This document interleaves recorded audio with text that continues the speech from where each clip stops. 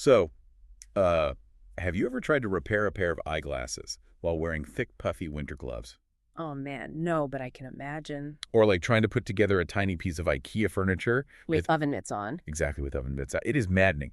I mean, you know exactly what you need to do, but your hands are just too clunky to manipulate the tiny screws. Yeah. And that is actually a surprisingly accurate analogy for the fundamental limit of current manufacturing. Thought so. But imagine that frustration on an atomic scale, because that is the core issue we are tackling today on Intellectually Curious. Right, the ultimate manufacturing challenge. Exactly. So for this deep dive, we've pulled the transcripts from the famous Drexler-Smalley debate, along with Eric Drexler's seminal work Engines of Creation.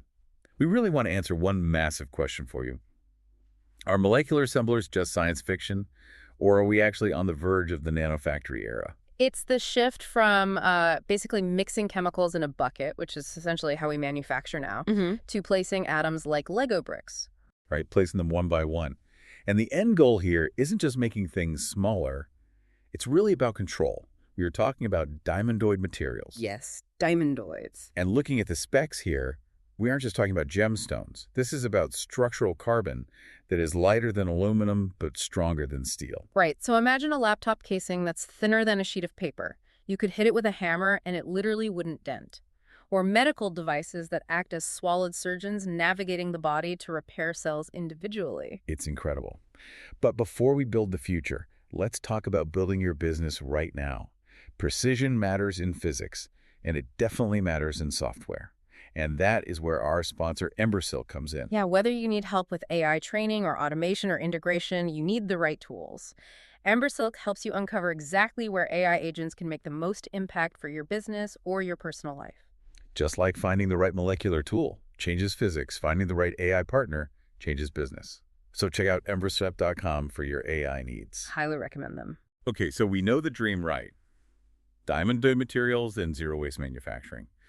But looking at these debate transcripts between Drexler and Nobel laureate Richard Smalley, there was some serious heat regarding how we actually get there. Oh, absolutely. This was known as the Great Debate. Smalley was very skeptical of Drexler's original vision. And this is where Smalley really dropped the hammer with his fat fingers objection. Yep, the fat fingers. Reading his argument, he basically claimed that a mechanical manipulator arm made of atoms would be way too clunky to actually pick up and place another single atom right. It's the oven mitt problem all over again. Precisely. And he also added the sticky fingers problem. Right, the stickiness. Because at the atomic scale, things are incredibly sticky due to van der Waals forces. He argued that if a tiny robot arm grabbed an atom, the atom would just stick to the tool rather than the workpiece. You'd literally never be able to let go. It's like trying to build a house of cards with double-sided tape on your fingers. Exactly. But here's the thing that really stood out to me in the rebuttal papers. Smalley was attacking the idea of a tiny robot arm, but that wasn't actually what Drexler was proposing for the final design, was it? No, and that is a crucial distinction. The solution isn't a mechanical arm, it's programmable chemistry. You don't use fingers at all. You use reactive molecules that are designed to bind only in very specific spots. And we know this is physically possible because looking at the biology notes here, doesn't the ribosome in our own cells do exactly what Smalley said was impossible? It does. The ribosome is a natural molecular assembler. It reads a digital code mRNA and just snaps amino acids together to build proteins. Wow. It's pure proof that you can build complex structures atom by atom if you just have the right software.